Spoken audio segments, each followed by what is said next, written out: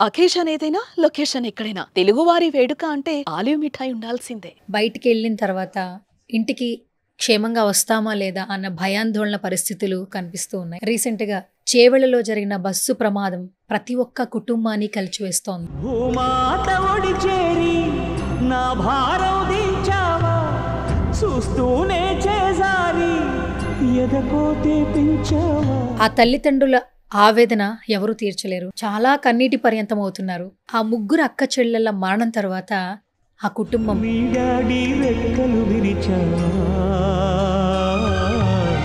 మెట్టింటికి పంపేదాకా ఆగలేక. నిజంగా ఆ రోడ్డు ప్రమాదం అనేది చాలా ఘోరం అనమాట. ఒక కుటుంబంలోనే ముగ్గురు చనిపోవడం అంటే ఆ కన్న తల్లికి ఆ కన్న తండ్రికి చెప్పరాని శోకం అని చెప్పుకోవచ్చు.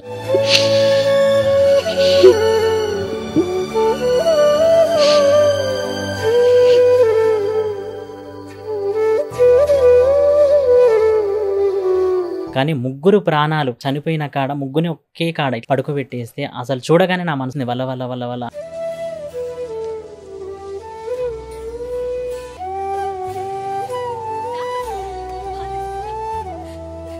నిజంగా వాళ్ళని చూస్తే మాకు తోడబుట్టిన అక్క చెల్లెలను చూస్తారు చూడండి అక్క, అలానే అనిపించరు. ముగ్గురు బిడ్డల తల్లిరా అమ్మ ఏడుస్తుంది సెల్లెలా మీరు ఎటుపోయినారే తల్లులు. ముగ్గురు బిడ్డల తల్లిరా అమ్మ ఏడుస్తుంది సెల్లెలా మీరు ఎటుపోయినారే తల్లులు. కొడుకులోలే మిమ్ము పెంచేరా కోటి కోర్కెలతో ఉండే నాన్నరా గుండె పగిలిపోయేరా చూడరా. మెట్టింటికి పంపేదాకా ఆగలేక మట్టింటికి వెళ్ళిపోయావా శాశ్వతంగా. హాయ్ హలో నమస్తే, this is Suvarna. Welcome to Suman TV. గత కొన్ని రోజుల నుంచి ఒక సంఘటన మనందరినీ బాగా కలిచివేస్తోంది. మార్నింగ్ ఇంట్లో లేచిన తర్వాత బయటికి వెళ్ళిన తర్వాత ఇంటికి క్షేమంగా వస్తామా లేదా అన్న భయాందోళన పరిస్థితులు రైట్ను కనిపిస్తూ ఉన్నాయి. రీసెంట్గా చేవెళ్లలో జరిగిన బస్సు ప్రమాదం ప్రతి ఒక్క కుటుంబాన్ని కలిచివేస్తోంది. ఆ తల్లిదండ్రుల ఆవేదన ఎవరు తీర్చలేరు. చాలా కన్నీటి పర్యంతం అవుతున్నారు. ఆ ముగ్గురు అక్క చెల్లెళ్ళ మరణం తర్వాత ఆ కుటుంబం ఎంత శోక సంద్రంలో ఉందో మనందరికీ తెలుసు. ఎప్పుడైతే వాళ్ళ ముగ్గురు చనిపోయారన్న వార్త వినగానే వాళ్ళ కుటుంబ సభ్యులకే కాదు ప్రతి ఒక్కరికి బాధాకరమైన విషయంగా మారింది. ఈ సంఘటనకు సంబంధించి రీసెంట్గా ఫోక్ సింగర్ భూతం రమేష్ ఒక పాట రాయడం జరిగింది. ఆ ముగ్గురు అక్క చెల్లెల గురించి, ఆ సంఘటన జరిగిన డ్రైవర్ గురించి ఒక పాట రాశాడు. తన మనసులో ఉన్న భావాలను వ్యక్తపరిచాడు. ప్రతి ఒక్కరూ ఆ పాట రాసినందుకు అభినందిస్తున్నారు. రైట్ను మనతో పాటు సుమన్ టీవీ స్టూడియోలో ఉన్నారు భూతం రమేష్. తనతో మాట్లాడే ప్రయత్నం చేద్దాం. హాయ్ రమేష్. హాయ్ అక్క. నమస్తే. నమస్తే అమ్మా, ఎట్లున్నావు? బాగున్నాక. ఫస్ట్ ఆఫ్ ఆల్ ఇలా కలుసుకోవడం సంతోషంగా లేదు, కానీ నువ్వు ఏదైతే ఆలోచన చేసావో అది ప్రతి ఒక్కరికి నచ్చుతుంది. అండ్ వాళ్ళు చనిపోయిన సంఘటన అందరికీ బాధాకరంగా అనిపించినా కానీ చనిపోయిన తర్వాత వాళ్ళ గురించి నువ్వు రాసిన ఆ పాట, ఆ ప్రతి ఒక్క అక్షరం, నువ్వెంత బాధపడ్డావు, నీ మనసులో ఉన్న ఆవేదనతో ఆ లిరిక్స్ ఎలా రాసావో అందరికీ బాగా అర్థమైంది. అసలు ఈ పాట రాయాలన్న ఆలోచన ఎక్కడి నుంచి వచ్చింది? అంటే అక్క నిజంగా ఆ రోడ్డు ప్రమాదం అనేది చాలా ఘోరం అనమాట. ఒక కుటుంబంలోనే ముగ్గురు చనిపోవడం అంటే ఎంత ఇది, మనలాంటి వాళ్ళకే బాధ అనిపిస్తుంది. అదే ఆ కన్న తల్లికి ఆ కన్న తండ్రికి చెప్పరాని శోకం అని చెప్పుకోవచ్చు. నిజంగా ఎంతోమంది ఎన్నో యాక్సిడెంట్లు అవుతుంటాయి, కానీ ఒక్కరు ఇద్దరు ఏదైనా ప్రాణమే. కానీ ముగ్గురు ప్రాణాలు నిజంగా చూసుకుంటుంటే వాళ్ళు చనిపోయిన కాడ ముగ్గురిని ఒకే కాడ ఇట్లా పడుకోబెట్టేస్తే అసలు చూడగానే నా మనసు దొరికిపోయింది. అది మన ఇంట్లోనే జరిగింది. ఆ తల్లి ఏడుస్తుంది వల్ల వల్ల వల్ల వల్ల అనుకుంటే బాగా బాధపడుతుంది. అప్పుడు చూసి నేను ఖచ్చితంగా ఈ అమ్మ వాళ్ళు మన చెల్లెళ్ళే, మన వాళ్ళే, మన ఇంటి వాళ్ళే, నిజంగా చెప్తుంటేనే నాకు బాధ అనిపిస్తుంది. అలాంటి స్థితిలో ఉన్నప్పుడు ఆ తల్లి పడే బాధను అర్థం చేసుకొని పాట రూపంలో రాయడం జరిగింది అక్క. ఇప్పుడు మనం టీవీ ఆన్ చేసిన, ఫోన్ చూసినా అక్కడ ఫైర్ యాక్సిడెంట్ అయింది, లేదా బస్సు ప్రమాదం జరిగింది, ఈ మధ్యన విమాన ప్రమాదాలు చూస్తున్నాము, ట్రైన్ ఇష్యూస్ చూస్తున్నాము. న్యూస్ అనేది చూడడం అనేది అలవాటుగా మారిపోయింది. అలా అయిందంట, ఇలా అయిందంటే ఒక నలుగురు వ్యక్తులు కలిసి కూర్చున్న చోట మాట్లాడుకుంటున్నారు. కానీ ఇప్పటి వరకు ఎవరు వచ్చి ఆ సంఘటన మీద ఒక పాట రాయలేదు. నిజంగా ఆ విషయానికి నిన్ను చాలా బాగా అప్రిషియేట్ చేయాలి. ఇన్స్టాగ్రామ్ వేదికగా నువ్వు ఆ పాటని వీడియో రూపంలో పోస్ట్ చేసావు. ఆల్మోస్ట్ 1 డేకి 3.8 మిలియన్ దాకా వచ్చింది. అంటే నువ్వేదో కమర్షియల్ గా ఆలోచించి చేయలేదు, నీ మ్మ్. మనసులో ఉన్న భావాలను వ్యక్తపరిచావు, మ్మ్. కానీ అది ఎంతో మంది కనెక్ట్ అయింది. అవును. సో ఏమనిపిస్తోంది రమేష్ అసలు నీకు? నిజంగా అంటే చెప్పుకోవాలంటే పాట పోయినందుకు నాకు హ్యాపీ ఉంది, కానీ ఆ ఇద్దరు వర్ణాలతో నేను పాట రాసిన చూడక బాధ అనిపిస్తుంది. ఎందుకనంటే ఏ ఇంట్లో జరిగినా ఎక్కడ జరిగినా కూడా అది యాక్సిడెంట్, ఎవరిదైనా మరణమే. నిజంగా చెప్పుకోవాలనుకుంటా ఉంటే ఎంతోమంది ఎన్నో యాక్సిడెంట్లు జరిగాయి. నాకేందంటే బాగా ఆ ముగ్గురు చనిపోయేసరి, ముగ్గురు ఆడపిల్లలు.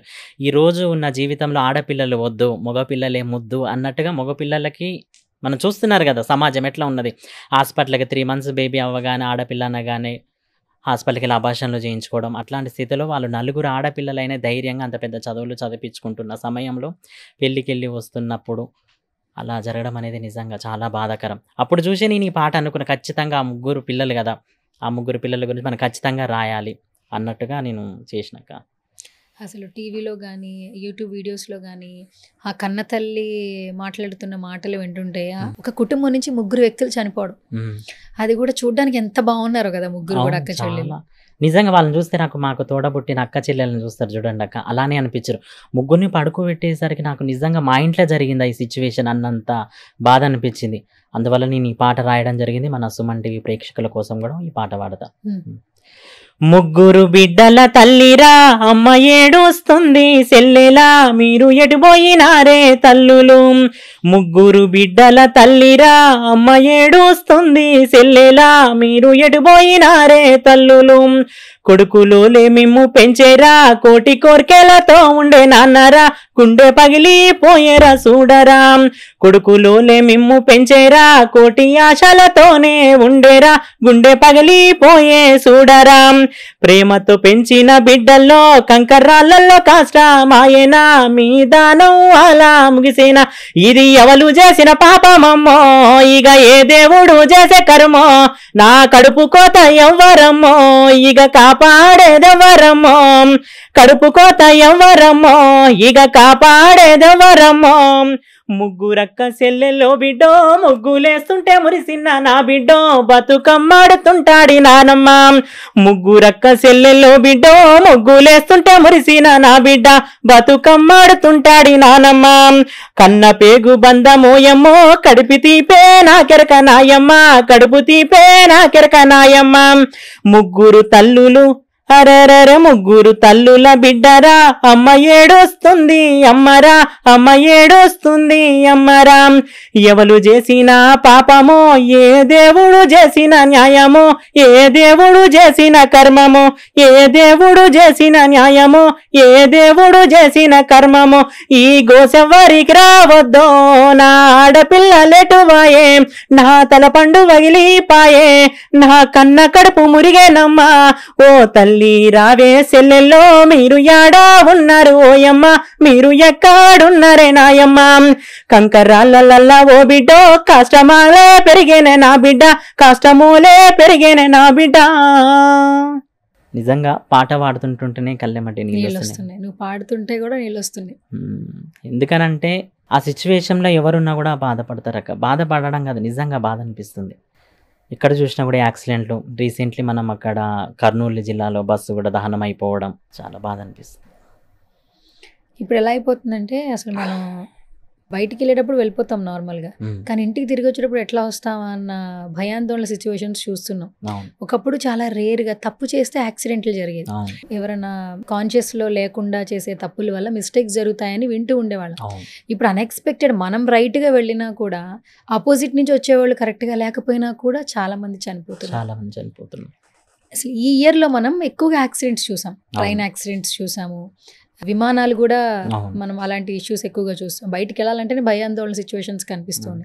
బట్ ఇప్పుడు చాలా మందిని చూస్తున్నా, కానీ ఈ చేవెళ్లలో జరిగినటువంటి సంఘటన మాత్రం అందరినీ కలిచివేస్తాం. నిజమక్క. నిజంగా అట్లాంటి జరగకూడదు కూడా లైఫ్లో, నేను ఇదొకటే అంటున్నా. అండ్ ఈ డ్రైవర్ గురించి కూడా నువ్వు అంత బాగా రాసావు అసలు.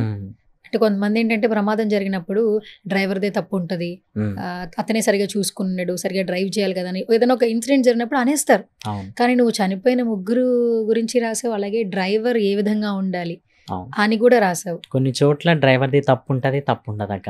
కొన్ని చోట్ల తప్పున్నా ఏదున్నా కూడా డ్రైవర్ది తప్పు అని అంటారు. నిజంగా ఆ సంఘటన ఎలా జరిగిందో మనకు తెలియదు, అవును. కానీ చూస్తుంటూ వింటున్నాం మనం. కానీ ఎవరిది తప్పు అనేది అయితే అనలేము. కానీ ఆ డ్రైవర్ అన్నల మీద డ్రైవర్కి కూడా ఫ్యామిలీ ఉంటుంది, కుటుంబం ఉంటుంది, పిల్లలు ఉంటారు. వాళ్ళ కోసం కూడా ఉన్న ట్యూన్ తోటి నేను పాట రాయడం జరిగింది. యాడా ఉన్నారో ఎక్కడున్నారో ఎప్పుడొస్తారో మా డ్రైవరు అన్నాలు. యాడా ఉన్నారో ఎక్కడున్నారో ఎప్పుడొస్తారో మా డ్రైవరు అన్నాలు. పుట్టిందొక్కాడా 10 ఊర్లే నీకేలా ఊరు ఊరు తిరుగుతావు నా డ్రైవరు అన్నాలు. ఇంటి కాడ ఆలి పిల్లలే ఉన్నారయ్యా, పిల్లలతోటి ఆటలు ఆడే తనమే నీదయ్యా. ఇంటి కాలాలి పిల్లలు ఎదురు చూస్తుంటే మా నాన్నే వస్తాడంటూ పిల్లలు అల్లరి చేస్తుంటే ఒక్క బుక్క తిను అని ఆలి అడుగుతుంటే బస్సు లేట్ అయ్యింది అంటూ నువ్వు పరుగులు తీస్తుంటే బస్సే నీ ఇల్లురా బంధువులే ఊరంతరా ఏ ఊరా అని అడుగుతావు ఊరు ఊరంతరా. వందల ప్రాణాలను నడిపేటి దేవుడా ఒక్క తప్పైనా తల వంచెది దయనురా. ఎక్కడున్నావో యాడా ఉన్నావో ఎప్పుడొస్తావో మా డ్రైవరు అన్నాలు. పండగుండదురా నీకు పబ్బముండదురా బస్సు నిండా జాతరా తోని బయలుదేరురా. వేగం తగ్గించు భద్రతానే పాటించు ఎన్నేళ్ళకైనాను డ్రైవర్ అన్నా సల్లగుండు. యాడా ఉన్నావో ఎక్కడున్నావో ఎప్పుడొస్తావో నా డ్రైవరు అన్నాలు. ఎక్కడొస్తావో నా డ్రైవరు అన్నాలు. ఇల్లే విడిచావా వీధి వీధి తిరగావా ఊరు ఊరంతా నువ్వు చుట్టాలనుకున్నావా ఊరు ఊరంతా నువ్వు చుట్టాలనుకున్నావా. నిజంగా నువ్వు అన్నట్టు డ్రైవర్ వృత్తి చేసే వాళ్ళకి కూడా కుటుంబం ఉంటుంది. వాళ్ళు క్షేమంగా వెళ్ళి వాళ్ళు కూడా మంచిగా రావాలని వాళ్ళ కుటుంబం కోరుకుంటూ ఉంటుంది. యాక్సిడెంట్లు జరిగినప్పుడల్లా ఏదో ఒక చెప్పేస్తూ ఉంటారు. బట్ డ్రైవర్ల మీద కూడా చాలా బాగా రాస్తావు నిజంగా. అవును అంటే అనిపించింది ఇక నాకు ఏంటంటే ఎక్కడ ఎలాంటి సిచ్యువేషన్ జరిగినా రాస్తున్నాను అనమాట. రీసెంట్గా ఏంటంటే ఇప్పుడు న్యూస్ చూడడం ఎప్పుడంటే మామూలుగా ప్రోగ్రామ్స్కి వెళ్ళడం పాటలు పాడడం అట్లనే వచ్చేది. కానీ ఈ మధ్య కాలంలో ఫ్రీ టైంలో నేను న్యూస్ చూస్తున్నాక నిజంగా చెప్పాలంటే ప్రతి ఒక్క సన్నివేశం చూసినప్పుడు పాట రాయాలనిపిస్తుంది. ఒక పాట కనుక నేను కూడా పాట కనుక ఎన్నో స్ట్రగుల్ ఫేస్ చేస్తూ ఇంత దూరం వచ్చిన నాకంటూ భూతం రమేష్ అనే పేరు రావడానికి ఎన్నో కష్టాలు ఉన్నాయి దాని వెనక కూడా. నిజంగా ఊరి నుంచి వస్తున్నప్పుడు నా లైఫ్ని చూసుకోండి ఎన్నో కష్టాలు పడుతూ వచ్చిన నేను. ఒకప్పుడు ఫోక్ సింగర్ భూతం రమేష్ అంటే వీడా అని చాలా మంది కూడా అన్నారు, వీడేం చేయగలడు అని కూడా అన్నారు.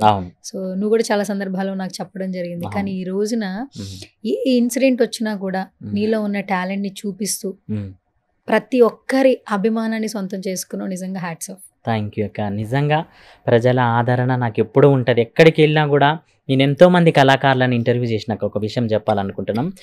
వాళ్ళంతా ఒక ఫ్యామిలీ లాగానే ఉంటారు నాతోటి. ఏ ఊరు వెళ్ళినా ఎక్కడికి వెళ్ళినా కూడా నా వయసు అంతా చిన్న వయసు అయినా కూడా వచ్చి నా పాదాలకి నమస్కరిస్తారు. అయ్యో అమ్మ మీరు పెద్దవాళ్ళు సార్ మిమ్మల్ని అందులోనే చూస్తుంటాం మేము. నిజంగా మీరు పాడే పాట మీరు చెప్పే మాటలు మా ఇంటి పిల్లలు ఉన్నట్టే మా ఇంటి పిల్లలు కాక మా చుట్టుపక్కల ఎలా ఉంటుందో అలా అనిపిస్తుంది.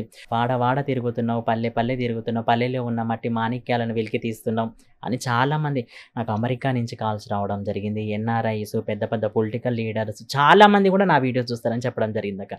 నిజంగా కోట్లు సంపాదించినా కూడా ఇలాంటి ఆనందం ఉండదేమో. నాకు వాళ్ళు చెప్పే మాటలు వాళ్ళు చెప్పే కొట్టే చప్పట్లే నాకు నిజంగా కోట్ల ఆస్తులు అని చెప్పుకుంటా. రీసెంట్గా నేను 3 years నుంచి చూస్తున్నాను ఈ జర్నీ. అంటే ఫోక్ సింగర్గా నాకు నువ్వు తెలుసు, బట్ యాంకరింగ్ కూడా చాలా బాగా చేస్తున్నావు. ఎక్కడ ఫోక్ సింగర్లు ఉంటే వాళ్ళందరికీ లైఫ్ ఇవ్వాలని ఆ ఊరెళ్ళి మరి ఇంటర్వ్యూలు చేస్తూ ఉన్నావు. ఇప్పుడు నువ్వు ఏదైతే ప్లాట్ఫామ్లో వర్క్ చేస్తున్నావు ఆ ప్లాట్ఫామ్లో నువ్వు ఒక ఆపర్చునిటీ కోసం నువ్వు అడుగు పెట్టావు. ఇప్పుడు ఈ రోజు నువ్వు అదే సస్టైన్ చేస్తూ ఎంతోమంది ఫోక్ సింగర్ని వాళ్ళకి లైఫ్ ఇవ్వడానికి ప్రపంచానికి పరిచయం చేస్తున్నావు. నువ్వు ముందు నీ జర్నీ తెలుసుకోవాలండి. అసలు ఎప్పుడు వచ్చావు అసలు ఇండస్ట్రీకి? నేను వచ్చి దాదాపు ఒక 8 ఇయర్స్ అయిందక్క. చిన్నప్పటి నుంచి పాటలు పాడుతూనే ఉండేది.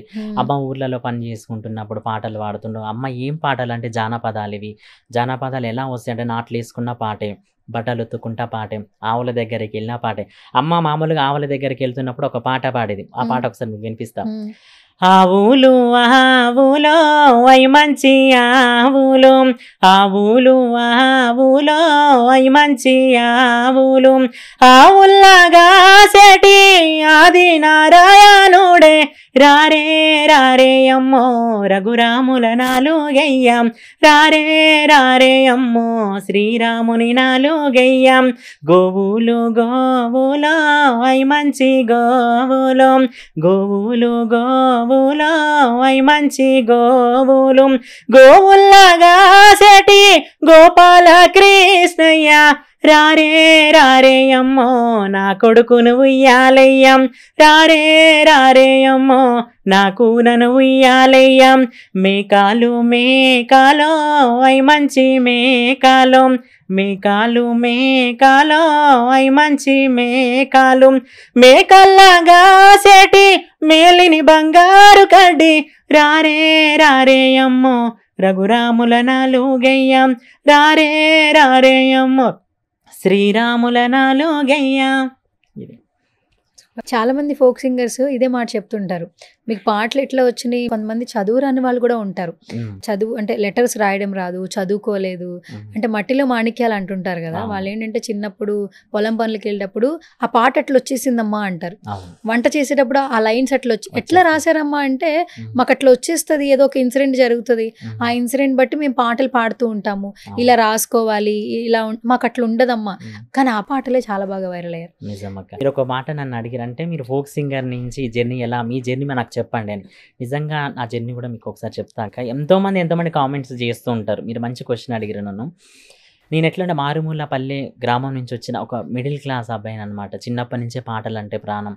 రావాలి నేను కూడా హైదరాబాద్కి 500 రూపీస్తో వచ్చి ఎవరి ఇంట్లో వాళ్ళకి ఎవరు చెప్పకుండా డైరెక్ట్గా వచ్చి ఆడిషన్స్కి వచ్చి సెలెక్ట్ అయ్యి మన ఫోక్ స్టూడియో అనే ప్రోగ్రాంలో ఒక సింగర్గా వచ్చి దాంట్లో నాకంటూ ఒక ప్లేస్మెంట్, నాకంటూ ఒక గుర్తింపు తీసుకుని మళ్ళీ ఇంటికి వెనుదిరిగిపోయిన తర్వాతకి నాకు ఆఫ్టర్ 1 ఇయర్ తర్వాతకి మన Mic TV folk star channel sir వాళ్ళు అప్పిరెడ్డి గారు, అదేవిధంగా సతీష్ అన్న, ఉదయ్ అన్న, వీళ్ళంతా నాకు కాల్ చేసి తమ్మి నువ్వు ఖచ్చితంగా యాంకరింగ్ చేయగలుగుతావు, అది నీ వల్లనే అవుతుంది, నువ్వు ఖచ్చితంగా హైదరాబాద్కి రావాలి, నీ వల్ల అవుతుంది నువ్వు ఖచ్చితంగా. అంటే నేను అప్పుడు అనుకున్నా, అన్న నేనేం చేస్తా యాంకరింగ్, అసలు నాకు వస్తుంది అంటారా మీరు చెప్పండి. అదంటే లేదు తమ్మి నువ్వు చేస్తావు, అట్లేం లేదు అన్నాక ఫస్ట్ ఒక ఇంటర్వ్యూ మామిడి పండ్లు అమ్ముకుంటా రామతార అనేటి అమ్మని చేసేసరికి వితిన్ 1 డేలో 1 మిలియన్ పోయింది అక్క ఇంటర్వ్యూ. నాకు మంచి గుర్తింపు వచ్చింది ఆ పాటతో. నా మంచి మూవీస్లో చేసింది, శ్రీదేవి డ్రామా కంపెనీలకు వెళ్ళింది, నాకు గొప్ప గుర్తింపు వచ్చింది. ఇంకా భూతం రమేష్ అంటే పాటలే కాదు ఇంటర్వ్యూలు కూడా చేస్తాడు. దాదాపు ఒకటే నెంబర్ ఇచ్చిన అనమాట, మీరు అచ్చమైన పాటగాళ్ళ ఆటగాళ్ళ అలాగైతే మాకు కాంటాక్ట్ అవ్వాలంటే ఒక్కటే 1 డేలో 10,000 కాంటాక్ట్ మెంబర్స్ వచ్చారు మనకి. మేము పాడుతాం, మా లాంటి కళాకారులను కూడా ఇంటర్వ్యూ చేయమని. అలా నిజంగా ఒకసారి నేను రుణపడి ఉన్నా అంటే ఫోక్ స్టార్కి మైక్ టీవీకి ఎప్పుడూ రుణపడి ఉంటాను నిజంగా.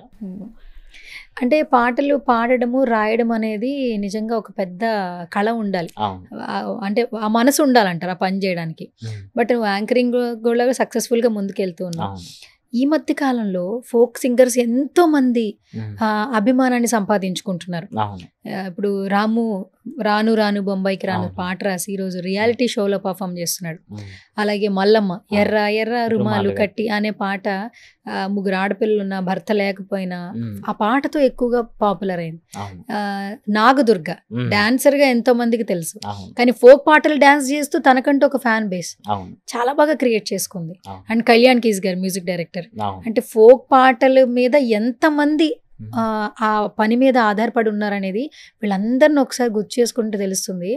నిజంగా ఒకప్పుడు ఎలా ఉంటుందో మాకు తెలియదు, కానీ ఇప్పుడు సినిమా పాటలతో సమానంగా ఫోక్ అనేది ఒక డిమాండ్ క్రియేట్ చేసుకుంది. ఒక ఫోక్ సింగర్ గా ఏం చెప్తావు, రైటర్ గా, సింగర్ గా? అంటే నిజంగా మూవీ ఇండస్ట్రీకి మన ఫోక్ పాట వెళ్తుంది అంటే గొప్ప విషయం. ఒకప్పుడు పల్లె పాటలు పాడుతున్న ఏం పాటలు, పిచ్చి పాటలు అనేది వాస్తవంగా చెప్పాలంటే. ఇప్పుడు ప్రతి ఎక్కడ చూసినా కూడా షాపింగ్ మాల్స్లలో చూసినా ప్రతి ఒక్క మూవీలో ఫోక్ సాంగ్ అనేది ఉంటుందన్నమాట. నిజంగా చాలా గొప్ప విషయం. అదేవిధంగా ఫోక్ ఇండస్ట్రీ గురించి కూడా నేను ఒకటి చెప్పాలనుకుంటున్నాక, ఒకప్పుడు ఫోక్ ఇండస్ట్రీ బాగుంది, ఇప్పుడు బాలే. ఎందుకు బాలేదు అంటున్నంటే, మారుమూల నుంచి వస్తున్నారు. పల్లెటూర్ల నుంచి ఎవరో తెలవని ఒక మామూలుగా 500 రూపాయలు బస్ ఛార్జ్ ఇచ్చేసుకొని ఇక్కడ హైదరాబాద్‌లో తిరుగుతున్నారు. 50 ఏండ్లోళ్ళు, 60 ఏండ్లోళ్ళు కూడా. నా కళ్ళ ఎదురుగా చూసి మన ఆఫీస్‌కి వచ్చినోళ్ళు కూడా ఉన్నారు చాలామంది. మేము పాటలు పాడతాం. మాకు కూడా అవకాశం ఇయ్యండి అన్న సమయంలో వాళ్ళు పాటలు పాడుతున్నప్పుడు పిలవడం ఓకే. పిలిచి వాళ్ళతోని పాడిస్తే బెటర్‌గా ఉంటది. వాళ్ళని పిలిపించి ఒక 10 పాటల దాకా రికార్డింగ్ చేపించుకొని తర్వాత వాళ్ళ ఇంటికెళ్ళిపోయినాక ఆ పాటలు కట్ చేస్తే వేరే వాళ్ళు పాడతారు. కట్ చేస్తే అది మీ పాటలు కాదా అనడం. కట్ చేస్తే ఏమంటున్నారనంటే ఇవి సేకరణ పాటలు ఎవరైనా పాడుకోవచ్చు అని అంటారు. కానీ సేకరణ పాట అనేది ఎంతో కష్టపడితేనే వస్తది ప్రతి ఒక్కరికి కూడా. ఆ కష్టానికి తగ్గ ఫలితం ఇవ్వాలి. ఎవరి పాట అయితే ఉంటదో వాళ్ళతోని పాడిస్తే బావుంటది. ముఖ్యంగా కళాకారు ఆశతోనే ఇండస్ట్రీకి వస్తారు. ఆ ఆశను మాత్రం ఖచ్చితంగా నెరవేర్చాలని కోరుకుంటున్నాను. ఈ జానపద పాటలు, జానపద గేయాలు, ఫోక్ పాటలు ఒకప్పుడు చాలా వాల్యుబుల్ అట. ఏదైనా ఒక పండగ జరిగినా, వాళ్ళ ఇంట్లో ఫెస్టివల్ జరిగినా వాళ్ళు పిలిపించుకుని మరీ పాడేవాళ్ళట. ఇప్పుడు ఏంటంటే అంటే పెళ్ళిళ్ళలో కన్సర్ట్స్ చేస్తున్నారు. సంగీత్ వాళ్ళలో ఇప్పుడు సినిమా వాళ్ళు వచ్చి ఇది చేస్తున్నారు. కానీ ఫోక్ కూడా ఇంకా అప్డేట్ అవ్వాలి. ఫోక్ పాటల మీద చాలా కుటుంబాలు ఆధారపడి ఉన్నాయి. వాళ్ళకి ఒక మంచి భవిష్యత్తు రావాలంటే ఏం చేయాలి? నిజంగా అంటే మనం ఖచ్చితంగా ఒక వర్క్ అనుకున్నాం అనుకోక్క. ఒక పాట పాడాలని నేను అనుకుంటా. ఆ పాట పాడాలంటే ఎన్నో ఇప్పుడున్న సిచ్యుయేషన్ చాలా స్ట్రగుల్స్ ఫేస్ చేయాల్సి వస్తుంది. వాళ్ళు ఏం చేయాలంటే మనం పాట ముందే మనం ఏదైనా కంబైన్డ్‌గా డిసిషన్ తీసుకోవాలి. మనమే పాట పాడతామా? మనమే లిరిక్ రైటరా? మేమే పాట పాడాలనుకుంటున్నారా? లేకపోతే ఆ లిరిక్‌ని వేరే వాళ్ళకి ఇయ్యాలనుకుంటున్నారా? అలా అయితే మనం ముందు కన్ఫర్మ్ చేసుకొని పాడితే బావుంటది. అదేవిధంగా ముందు సిచ్యువేషన్ ఎట్లా ఉంటదంటే ఫోక్ పాటలనేవి దొరకవు. ఎందుకు దొరకవనంటే మామూలుగా ఇప్పుడు ఎవరు పాడుతున్నారు చెప్పండి ఫోక్ సింగర్స్? మామూలుగా కొంతమంది ఏజ్ పర్సన్స్ ఎంతమంది పాడుతున్నారు? నార్మల్ పర్సన్స్ ఎంతమంది పాడుతున్నారు? ఇప్పుడు 'రాను బొంబాయి రాను' పాట ఉన్నది. ఆ పాట వాస్తవంగా అది లిరిక్ రైటరో లేకపోతే రాసిన పాట. అదే ఊర్లలో ఎట్లా పాడతారు ఆ పాట? బొంబాయి బోయిండే నాదరో బొట్ల సీర తెచ్చిండే, నాదరో బొట్ల సీర తెచ్చిండే, నాదరో రాకుంటే రాకపాయే, నాదరో రానాని సెపడాయే, నాదరో రానాని సెపడాయే, నాదరో ముంబాయి పోయిండే, నాదరో ముక్కు పుల్ల తెచ్చిండే, నాదరో ముక్కు పుల్ల తెచ్చిండే, నాదరో రాకుంటే రాకపాయే, నాదరో రానాని సెపడాయే, నాదరో రానాని సెపడాయే, నాదరో అందాల బొమ్మరా పరంజి గుమ్మరా ముద్దుల గుమ్మరా ముచ్చటైన బొమ్మరా, రాను రాను నేను ముంబాయి చల్, రాను రాను నేను బొంబాయి చల్, బొంబాయి పోయిండే నాదరో బొట్ల సీర తెచ్చిండే, నాదరో బొట్ల సీర తెచ్చిండే, నాదరో. ఇలా వాడతారు. ఓకే. అంటే భాషకి చాలా తేడా ఉంది. చాలా తేడా. ఇది ఏంటంటే న్యాచురల్ ఫోక్ అనమాట. ఇప్పుడు కల్పితంగా ఎట్లా అంటే పెద్దవాళ్ళ కానించి పాడదామని వస్తారు. వాళ్ళ దగ్గర నుంచి లిరిక్స్ తీసుకొని వాళ్ళు రైట్స్ తీసుకొని మనీ ఇచ్చి వాళ్ళు ఓకే అనుకుంటే మాత్రం కంప్లీట్‌గా చేయొచ్చు. కానీ ఇప్పుడు నేనున్నాక 40 ఏండ్ల పాట నాకు తెలుస్తదా? లేదు. ఎట్లా తెలుస్తుంది పాట? కరెక్ట్. ఒకసారి ఆలోచించండి మీరు కూడా.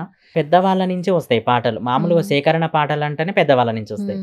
30 ఏండ్లలో ఉన్న 60 ఏండ్ల ఆమె పాట పాడుతుంది. ఆ పాట కట్ చేస్తే 30 ఏండ్ల అబ్బాయి పాడతాడు, 25 ఏండ్ల అబ్బాయి పాడతాడు. ఏందంటే ఇది నా పాట, అది అనడం కూడా తప్పని నేను అంటున్నా. సో ఇప్పుడు ఈ ఒక మంచి సందర్భం యాక్చువల్లీ అంటే ఇన్‌స్టాగ్రామ్ వేదిక ద్వారా నీ యొక్క ఆలోచనని అలాగే ఆ పాట రూపంలో ఎంతో మందికి వెళ్ళేలా చేసావు. Almost 3 million views. ప్రతి కమెంట్ నేను చదివా. నువ్వెలా ఫీల్ అయ్యావో అది విన్న తర్వాత వాళ్ళకి ఏమనిపించిందో కూడా కమెంట్ రూపంలో ఒక టైం క్రియేట్ చేసుకుని మరీ పెట్టారు. చూసుకున్నావా కమెంట్స్ అన్ని? చూసినాక ఏమనిపించింది? కొన్ని చూసిన, అన్ని చూడలేదు. మామూలు ఒక పర్సన్ అయితే ఏమని పెట్టిరంటే నిజంగా ఆ తల్లి పడే ఆవేదన కళ్ళకు గట్టినట్టు చూపిస్తున్నావు. నేను ఈ పాటని 1000 టైమ్స్ వింటూ నా బిడ్డలు చనిపోయారు, ఆ గతం గుర్తు చేసుకొని నేను ఏడుస్తున్నాను ఒక మాటతో కామెంట్ పెట్టింది. నేను పెట్టిన తర్వాత ఇంకొక చనిపోయిన వాళ్ళ రిలేటివ్స్ ఫోన్ చేసిరక్క నాకు. అవునా? రిలేటివ్స్ ఫోన్ చేసి ఆ 3 బిడ్డలు కూడా నాకు మన కోడళ్ళ వారసు అవుతారండి. చాలా మంచి వాళ్ళు. నిజంగా 4 బిడ్డల్లాగా పెంచలేదు, 4 కొడుకుల్లాగా పెంచిండు ఆయన. అంత బాగా పెంచి వాళ్ళ 3 వాళ్ళు ఏంటంటే తను అనేదంట వాళ్ళ ఫాదరు, నా బిడ్డలే నాకు కోట్ల ఆస్తులు, ఆ ఆస్తులే ఈరోజు కూలిపోయినాయి, ఇంకా మేము ఎందుకు అని వాళ్ళ ఏడుస్తున్నారని చెప్పి. నిజంగా వాళ్ళ గురించి తలుచుకుంటేనే నిజంగా బాధ అనిపిస్తుంది అక్క. ఎవరికి కూడా ఇలాంటి కర్మ రాకూడదు, ఇలాంటి రాత కూడా ఎవరికి రావద్దు. దేవుడు కూడా కొన్ని టైమ్స్ అందరికీ ఇలాంటి కష్టపడేటోళ్ళకి ఇలాంటి పరీక్షలు ఇస్తాడేమో కానీ ఇంత ఘోరంగా కూడా ఇట్లా చేయకూడదు వాళ్ళకి. పాపం వాళ్ళు ఈ సిచ్యువేషన్ నుంచి బయటికి రావడానికి చాలా టైం పడుతుంది. చాలా వాళ్ళు ఇంకా నాకు తెలిసి కూడా రారక్క. ఎందుకంటే వాళ్ళు చూస్తున్నాం మన వీడియోస్ కానీ ఎన్నో చూస్తాం. ఒక్కరు మనకు కళ్ళ ముందులో పోతేనే ఎంత ఒక్క కుటుంబంలో నేను పాడినా కదా, ముగ్గురు ముగ్గురు అక్క చెల్లెలు ముగ్గులు వేస్తున్నప్పుడు బతుకమ్మ ఆటలు ఆడుతున్నప్పుడు వాళ్ళకి గుర్తు రాదా ప్రతి పండక్కి? 20 ఏళ్ళు 25 ఏళ్ళు సాది పెంచిన తర్వాత ఏదో టక్కు కింద పడి ఇట్లా కూలిపోతే కంకర రాళ్ళే కష్టం అయిపోయినాయి వాళ్ళకి. నేను ఇంకొక డిసిషన్ తీసుకున్నాక ప్రతి ఒక్క కష్టం మీద నేను పాట రాయాలనుకుంటా, ప్రతి ఒక్కరి మీద కూడా పాట రాయాలనుకుంటా. నేను చూసి నాకు ఏది హార్ట్కు టచ్ అయితే నేను రాస్తా. ఇంకొకరు మామూలు కామెంట్ పెట్టిరు, చెప్పొచ్చో చెప్పకూడదు, మీరు ఇలాంటి పాట పాడే వాళ్ళకి ఇంకింత పెయిన్ఫుల్ తెప్పిస్తున్నారేమో అని కూడా అన్నారు. అని అంటే అది నాకు అనిపించి ఒక తల్లి నా తల్లికి నా ఇంట్లో జరిగిన సిచ్యువేషన్ అనుకున్నా కాబట్టి నేను ఆ పాట రాయడం జరిగింది. ఒక్కొక్కరు ఒక్కలా ఆలోచిస్తారు కాబట్టి ఇంత పెయిన్ఫుల్గా ఉంది. ఇంకొకరు అయితే నేను డైరెక్ట్గా చెప్పేసిన అమ్మ మామూలుగా ఒక కాల్ చేసి కూడా కామెంట్ పెట్టింది, ఏమనంటే నువ్వు ఇలాంటి పాటలు పాడొద్దమ్మా, నువ్వు ఇలాంటి పాటలు పాడితే మేము ఊరుకోము అని అన్నది. ఎందుకమ్మా దీనికి అది ఇదని నేను అడిగేసరి ఏడుస్తుంది. ఎందుకు ఏడుస్తున్నావు తల్లి, ఎందుకు ఏడుస్తున్నావు అంటే ఇలాంటి పాటలు పాడితే ప్రతి ఒక్క ఆ తల్లి ఒక్క కడుపు కోతే కాదు, యావత్ తెలంగాణ ప్రతి ఒక్క తెలంగాణ రాష్ట్రం కానీ లేకపోతే మన భారతదేశంలో ఉన్న ప్రతి ఒక్క ఆడపిల్ల తన కడుపు కోత ఈ పాట నువ్వు పాడినప్పటి ఎట్లా రాసినావు, ఎంత నీ ఏజీ అని అడిగింది నన్ను. ఇది సంగతమ్మా ఇట్లా అది అనేసరికి, నానా నువ్వు ఇక్కడ లేకుంటే నీ పాదాలకి నేను పాద పూజ చేసుకుంటాను ఆ తల్లి అని అంటే నిజంగా నేను ఎంత గొప్ప నాకు రాసేటప్పుడు అనిపించలే. వితిన్ 10 మినిట్స్లో 10 మినిట్స్ ఓన్లీ 10 నిమిషాలే రాసిన అనమాట. 10 నిమిషాలలో అర్థం చేసుకుంటా. కానీ ఆ పాట రాస్తుంటే నిజంగా ఏడ్చిన, నేను ఏడ్చుకుంటే రాసిన ఆ పాట. నిజంగా కష్టం వెనక ఫలితం ఉంటుంది అంటారు చూడండి, ఆ కష్టం వెనక ఈ ఫలితం, ఈ గోస, ఈ కష్టం ఎవరికి కూడా రాకూడదు, ఇంకా భగవానికి కూడా. అది ఈ ఇన్సిడెంట్ అయిన తర్వాత ఇప్పుడు నువ్వు పాట రూపంలో వ్యక్తపరిచావు. ఇప్పుడు టెక్నాలజీ అభివృద్ధి చెందింది కాబట్టి ఏఐతో కొన్ని వీడియోలు రిలీజ్ చేశారు. మళ్ళీ ఆ పేరెంట్స్కి ఆ ముగ్గురు బిడ్డలు కలిసి ఒకటే ఫ్రేమ్లో ఉంటే ఎలా ఉంటుందని కొన్ని వీడియోస్ రిలీజ్ చేశారు. ఆ వీడియోస్ ఎప్పుడైతే బయటకు వచ్చాయో ఏ వీడియోస్ ప్రతి ఒక్కరు స్టేటస్ పెట్టుకుంటున్నారు. అవును, ప్రతి ఒక్కరు పెట్టి ఇప్పుడు తను వాళ్ళ ఫాదర్ కూడా చూస్తున్నాడు. లేస్తే వాళ్ళ బిడ్డలకి న్యూస్ వస్తుందా లేకపోతే ఏమొస్తుంది, వాళ్ళిద్దరు ముగ్గురు ఫోటోలు కూడా మన అందరం చూసినాం, మన మీడియా వాళ్ళం అందరం కూడా చూసినాం. చూసి ఇట్లా పట్టుకొని చూస్తున్నాడు, నా బిడ్డలని ఇట్లా ఎదల్లో బాదుకుంటా ఏడుస్తున్నాడు. అతను బాధపడుతుంటే మన తండ్రి మనకు బాధ అనిపిస్తుంది కదక్క. ఏ వీడియోలు కూడా ప్రతి ఒక్క దానికి అలా చేయకూడదని కూడా నేను అనుకుంటున్నా. ఇప్పుడు నన్ను కూడా ఎట్లా అంటే నిజంగా నాకు ఒక టైం అమ్మ అనడం కరెక్ట్ అనిపించింది. నిజమే కదా, నేను ఈ పాట పాడి ఇంకేమైనా బాధ పెట్టిస్తున్నానా అని కూడా అనిపించింది. కానీ నా ఇంట్లో జరిగింది కదా, నా మనిషే వీళ్ళు అనుకున్నా కాబట్టి ఆ పాట రాసినాను కూడా అమ్మకి చెప్పడం జరిగింది. ఆ అమ్మ అనగానే నాన్న నీకు 10,000 దండాలు, నిజంగా నువ్వు ఇంత అద్భుతంగా రాసినావు, నీ పాట బాగుంది. నీ పాటలు ఎన్నో పాటలు మేము చూసినాం, ఎన్నో ఇంటర్వ్యూలు చూసినాం, ప్రతి ఒక్కరి కాడికి వెళ్ళి నువ్వు ఇంటర్వ్యూలు చేస్తావు. నిజంగా ఈ పాట రూపంలో నీ విలువ నాకు తెలిసింది అన్నదాకా, అంతకు మించి ఏం కావాలి నాకు. అసలు నీ కుటుంబ నేపథ్యం ఏంటి రమేష్? మా అమ్మ వాళ్ళైతే మాది సూర్యాపేటకు ఒక చిన్న కోటపాడని మారుమూల గ్రామం. నేను అక్కడి నుంచి వచ్చిన. ఇక మాదొక మిడిల్ క్లాస్ ఫ్యామిలీ అనమాట. కష్టం అంటే ఏం తెలుసు, కష్టాలలో ఉన్నప్పుడు ఎలా ఉన్నామో తెలుసు, హ్యాపీగా ఉన్నప్పుడు ఎలా ఉన్నామో కూడా తెలుసు. అలాంటి జీవితం మాది. అదే నేను ఈ స్ట్రగుల్కి హైదరాబాద్కి వచ్చినప్పుడు పాట రూపంలోనే నమ్ముకున్నా నా పాట అమ్ముకున్నా ఓ చోట, నమ్ముకున్నా నా పాట అమ్ముకున్నా ఓ చోట, బాధతోనే ఈ పాట పాడుతున్నా ఈ పూట, చెప్పుతున్నా నా కథ చెప్పుతున్నా నా కథ, జానపదం ప్రాణమాయే పల్లె పదం ఊపిరాయే, జీవితం ఎటు పోవునో గమ్యం ఎటు చేరునో, నమ్ముకొని అమ్మ ఉండే ఎదురు చూస్తూ నాన్న ఉండే, నా కథేమౌనో పాటను నమ్ముకుంటినో, మా అమ్మ నాన్నలా గౌరల కొడుకుని, మా అమ్మ నాన్నలా గౌరల కొడుకుని. అక్క కోట్ల ఆస్తులు లేవక్క, కోట్ల ఆస్తిని నేనక్క, కోట్ల ఆస్తులు లేవక్క, కోట్ల ఆస్తిని నేనక్క. అమ్మ ఒడిలో ఉండంగా పాటలెన్నో నేర్పింది, అమ్మ ఒడిలో నుండంగా పాటలెన్నో నేర్పింది. పాట పాడురా బిడ్డాని నన్ను సాగానంపింది, పాట పాడురా బిడ్డాని నన్ను సాగానంపింది. నమ్ముకున్నా నా పాట అమ్ముకున్నా ఓ చోట, బాధతోనే ఈ పాట రాసుకున్నా ఓ చోట. పాడుతున్నా ఈ పూట చెప్పుతున్నా నా కదా, చెప్పుతున్నా నా కదా. చాలా బాగుంది యాక్చువల్లీ. ఆ లైన్స్ ఎలా ఉన్నాయంటే నువ్వు చెప్తున్నట్లే ఉంది. ఏంటి, నమ్ముకున్నా నా పాట అమ్ముకున్నా ఈ పూట చెప్తున్నా నా కదా. అంటే అదంతా నీ బాధ అంతే కదా కదా, అంతే. ప్రతి లైను నీ బాధ నీ పెయిన్. బట్ ఆ పాటని ఎలా బయటికి తీసుకెళ్ళడానికి నువ్వు పడే ఆ తపనంతా ఆ లైన్స్ లో పెట్టేస్తున్నావు. నీ వయసు ఎంత రమేష్? నాది 24. 24 సంవత్సరాలు. ఎప్పటి నుంచి మొదలు పెట్టావు ఇలా పాటలు పాడడం రాయడం? అంటే 4th క్లాస్ నుంచి, చిన్నప్పటి నుంచి నాకు ఊహ తెలిసిన కానుంచి అమ్మ అదో ఏదో పాటలు పాడుతుంటది ఇంట్లో పని చేసుకుంటా. అమ్మ కూడా చెప్పేది, నేను పాటలు పాడాలనుకున్నా, నేను కూడా మంచి అమ్మ అద్భుతమైన గాయనిక. మామూలుగా పెళ్లిళ్ళు అవుతున్నప్పుడు సాగనంపుతారు కదా ఆడపిల్లని, ఆడపిల్లని సాగనంపేటప్పుడు ఎక్కడున్నది, మా అమ్మ పేరు చంద్రకళ, ఏడ ఉన్నది అమ్మ నువ్వు రావాలి పాట పాడాలన్న. ఆ అమ్మ పాట పాడుతుంటుంటే చుట్టుపక్కల ఉన్న వాళ్ళంతా ఏడుస్తారు. అలాంటి అద్భుతమైన పాట పాడుతుంది. ఇప్పుడు మీరే ఉన్నారు, మీకు ఒక బిడ్డ ఉన్నది. ఇప్పుడు నేనే అనుకోండి, నేనే వచ్చిన మన ఇంటికి రాగానే అమ్మ పలానా అమ్మ అది ఇట్లా పిల్లుంది అనేసరికి, పోయిరా సీతమ్మ పోయిరా గలదమ్మ, పోయిరా సీతమ్మ పోయిరా గలదమ్మ, నువ్వు పోతే మా ఇంట్లో పండు దీనెదెవరమ్మ, పోయిరా సీతమ్మ పోయిరా గలదమ్మ. బొమ్మాలున్నై సీత బొమ్మాలున్నై గదనే, బొమ్మాలున్నై సీత బొమ్మాలున్నాయమ్మ, నువ్వు పోతే మన ఇంట్లో ఆడుకునేదెవరమ్మ, పోయిరా సీతమ్మ పోయిరా గలదమ్మ. ఏడవాకు ఏడవాకు నాయి బిడ్డో, నీకు ఏమి కష్టమొచ్చెనమ్మా నాయి బిడ్డో, నీకు ఆదివార అంగడిలా నాయి బిడ్డో, నీకు కొత్త సీర కొని తెస్తా నాయి బిడ్డో, నీకు తెలుసో తెలియక నీవు చిన్న చిన్న తప్పులు చేస్తే, అత్తమామ గద్దారిస్తే ఎడవబోకు తుడవబోకు, తమ్ముళ్ళను మురబెట్టుకొని ఎడవబోకు సక్కని తల్లి, మనసు గల్ల కోడలాని నాయి బిడ్డో, నీవు కలకాలం వర్ధిల్లు నాయి బిడ్డో నీవు. సూపర్ సూపర్, చాలా బాగా పాడు. ఈ ఒక్క పాటతో నువ్వు నిజంగా చాలా మందికి పరిచయం అయ్యావనే చెప్పాలి. బట్ ఆ ముగ్గురు కూతుళ్ళను కోల్పోయిన ఆ కుటుంబం ఎంత బాధపడుతుందో అందరికీ తెలుసు. బట్ వాళ్ళ లోటునైతే ఎవరూ తీర్చలేరు.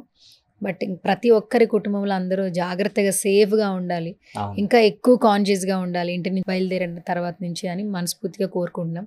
అండ్ చివరిగా సుమన్ టీవీ ఆడియన్స్కి ఏం చెప్పేస్తావు రమేష్? నిజంగా సుమన్ టీవీది ఇది నాది 5th ఇంటర్వ్యూ అక్క. నిజంగా చెప్పాలి, సుమన్ టీవీకి నాకు ఏదో అనుబంధం ఉందని చెప్పుకుంటా.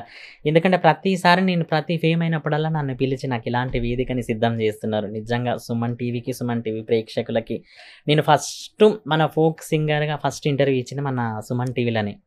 మన సుమన్ టీవీ అధినేత సుమన్ సార్ ఆధ్వర్యంలోనే ఇచ్చిన నేను. పాడేటప్పుడు కూడా అన్నారనమాట, అమ్మ నీ వాయిస్ స్పెషల్గా ఉంది, అద్భుతంగా ఉంది అని. నిజంగా మీ ఇంటర్వ్యూలు కూడా నేను చూస్తాక నిజంగా ఇప్పుడు మిమ్మల్ని చూస్తుంటే మీ మీద ఒక పాట పాడాలనిపిస్తుంది. పాడనా? ఇప్పుడే పాడేస్తావా? ఇప్పుడే పాడేస్తా. చూసావు కదా, పాడేస్తా. పాడు. సువర్ణక్క సువర్ణక్క సువర్ణక్క సుమన్ టీవక్క, ఇంటర్వ్యూలో బాగుంటాయక్క, సువర్ణక్క సువర్ణక్క సువర్ణక్క సుమన్ టీవక్క, ఇంటర్వ్యూలో బాగుంటాయక్క, పాటగాళ్ళ నీకు డాన్సర్లా నీకు ఆర్టిస్టులా ఎవరైనానో సువర్ణక్క సువర్ణక్క సూపర్ సువర్ణక్క సువర్ణక్క ఇంటర్వ్యూ లక్క, సువర్ణక్క సుమన్ టీవక్క, ఇంటర్వ్యూలో బాగుంటాయక్క. అమ్మ బాబోయ్, అసలు అంటే ఇప్పుడే అసలు అనుకోలేదు. కానీ నాకేం అర్థమైందంటే నీకు పాటలు అంటే పిచ్చి. నిజం. టైం అక్కర్లేదు. Time చాలా అక్కర్లేదు. మంది సినిమాలకి మ్యూజిక్ డైరెక్టర్లు ఎత్తుక్కుంటున్నారు. అవును. ఈ ఇన్సిడెంట్ కి పాట రాయండి, ఈ పాట రాయండి అని. నీకు Hmm. సందర్భమే చెప్పక్కర్లేదు. అవును. మైండ్ లో ఒక చిన్న లైన్ ఇచ్చినా నువ్వు అల్లుకుపోతావు. ఇంత చిన్న వయసులో ఇంత టాలెంట్ అనేది చాలా పెద్ద విషయం రమేష్. Thank సో you నువ్వు అక్క. నాకు తెలుసు అని చెప్పుకోవడం కూడా చాలా సంతోషంగా ఉంది. ఈ స్టేజ్ నుంచి ఇంకా మరెన్నో స్టేజ్‌లని నువ్వు సంపాదించుకోవాలి. నీ కుటుంబ సభ్యుల్ని బాగా చూసుకోవాలి. నువ్వు కూడా ఒక మంచి సింగర్‌గా, రైటర్‌గా మంచిగా సెటిల్ అవ్వాలని నేను కూడా మనస్ఫూర్తిగా మరొకసారి కోరుకుంటున్నాను. Thank you thank so you so much. Much for coming once again. All the very best. Thank you అక్క. Thank you so much. Done.